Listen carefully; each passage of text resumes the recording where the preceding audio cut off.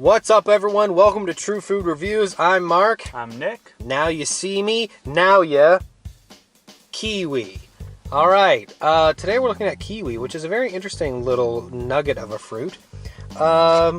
It's fuzzy, which I think is a pretty uncommon quality in a fruit, but not uncommon in men.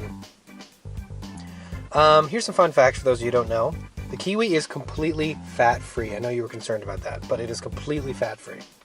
It originated in China, where it was called the Chinese gooseberry. The name was later changed due to the negative association with the Cold War. Okay, interesting. I guess if it was called the Soviet melon, they also would have changed the name. Now, have you ever heard of the kiwi bird? The fuzzy little bird from New Zealand? Which do you think came first, in terms of the name? The bird and then the fruit, because it was also fuzzy? Yep. It was named after the fuzzy brown kiwi bird. They looked at it and said, hey, that looks like a kiwi without the beak and the legs and the eyes. Let's call it a kiwi. That's fair. Kind of does. Male kiwi plants can pollinate up to 8 female plants.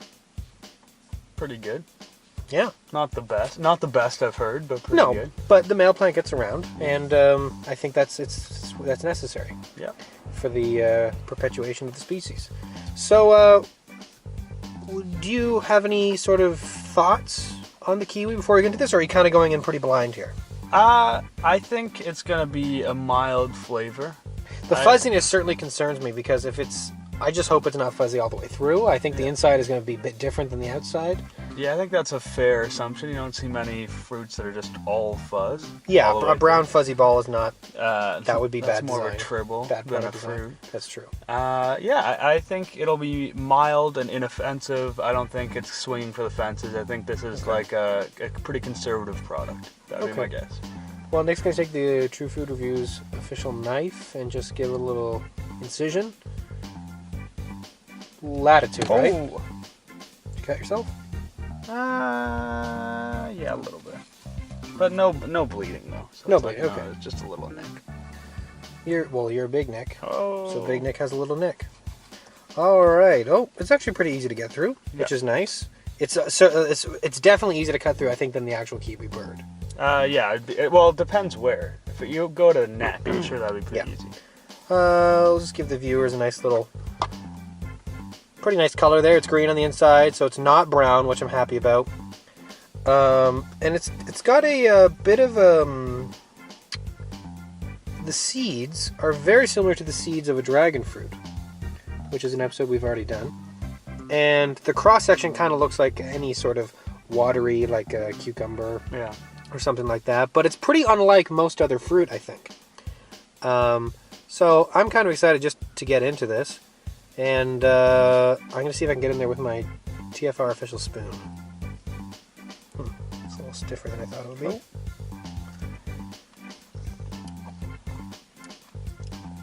Okay. It's a little more sour than I expected it to be. I wasn't expecting sourness out of this. I was kind of worried that it would have a Kiwi melon-like quality, in that it would be more similar to a cucumber, like you said. But I don't think those fears were justified. I think this is quite clearly a fruit taste. Yeah, it's only got a little bit of sourness, which I'm actually really enjoying.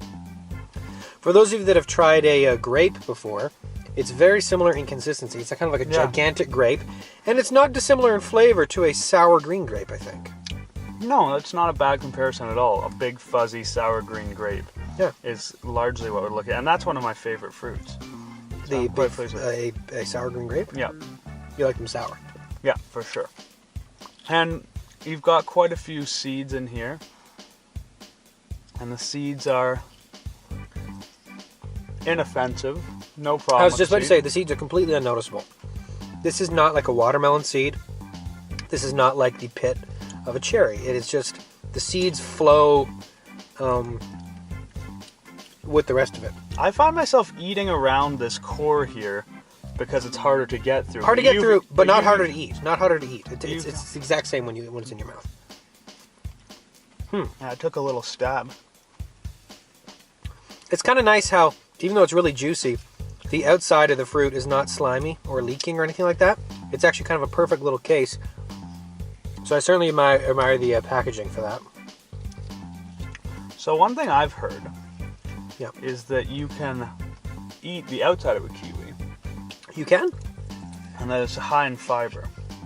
Okay. So I think that's something I'm going to give a try, dude. I've kind of hollowed out this space here. I'm going to actually just pull up a second piece here that has the skin.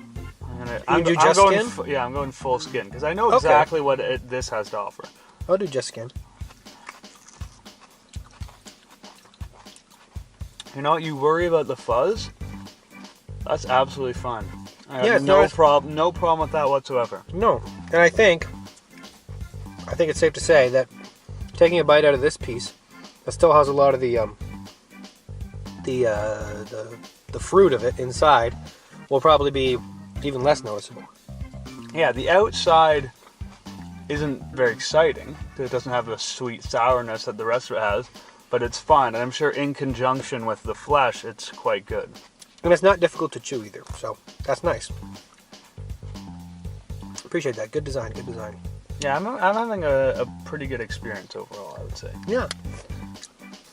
The center core is a bit tricky. I don't know. I think mine might be harder than yours, but And much like many fruit, this is getting a bit harder to eat now.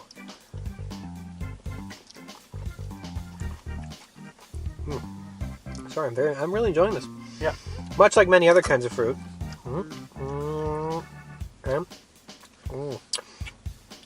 Kiwi has really strong cosmetic properties. People who have the cucumber slices on their eyes. You can also have the kiwi slices, I think, and it's very juicy. So I think that would be really refreshing. So if anyone's doing an eat and watch at home, we'd love for you to just maybe take a bit of yours and put it on your eyes. It's hard to do that in the car. And once again, comment, just let us know. I would worry about the sourness on a human being's eye. So you think this is more of a face and neck kind of thing? Perhaps, yeah. I would worry about putting this in my eye. I'm not saying that people at home shouldn't do it, because they absolutely should, but I wouldn't do it. Okay. Um, I'm ready to give this a grade if you are. Sure, go ahead.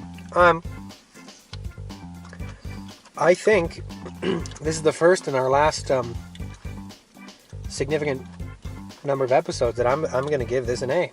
Wow, okay. I think a B plus would be too soft. I think an A plus would be a little too optimistic. For me, this is just a perfect fruit. You got the skin is edible. I think what would take this to an A plus for me would be if the skin wasn't so fuzzy, and that way the whole thing would be enjoyable. I would never have to peel. I would never have to cut.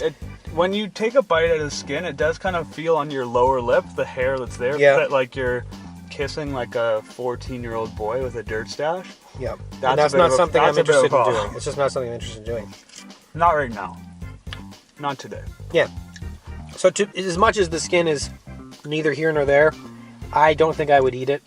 If I'm going to have a kiwi again in a couple weeks, I'll probably just cut it and eat it the same way I did right here with the spoon. Although you could go full apple.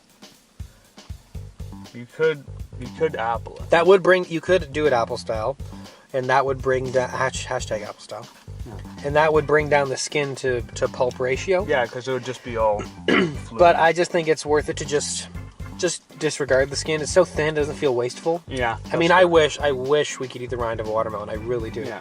But it's just not feasible. So I'm gonna come in lower than that. I'm gonna give this a B plus. I like the sour aspect. The core of it was a bit problematic. It was harder to get through, and I did find it a bit harder to chew, kind of like a stemishness to it that I didn't love. But I like the sour-sweet mix. The skin's not the end of the world. For me, this is a higher ceiling type experience than a dragon fruit. Like, it's the highs of this experience are higher, but I think the lows are lower too. So that's why I'm going to give it the same grade. It's got more razzle dazzle, but it also has more flaws. So for me, that's a B plus. All right. That's all for this episode of True Food Reviews. I'm Mark. I'm Nick. And hopefully we'll see you next time. I've just got skin left, so.